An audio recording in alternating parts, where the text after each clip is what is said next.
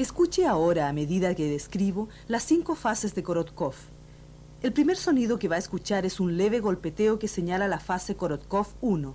La fase 1 comienza con los 2 primeros latidos regulares y es la medición sistólica aceptada.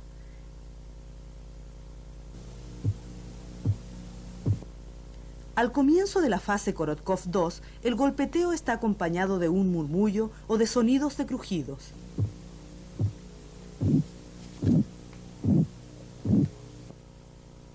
Durante la fase Korotkov 3, el murmullo desaparece y el sonido de los golpeteos se hace más fuerte y de un tono más alto.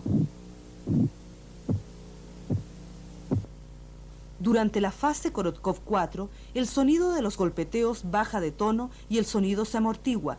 Korotkov 4 es la medición diastólica aceptada en niños.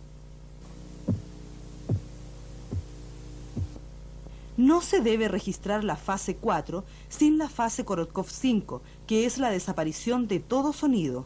Esta es la medición diastólica aceptada en adultos. Si ambas mediciones diastólicas, Korotkov 4 y 5, se escuchan, ambas deben ser registradas.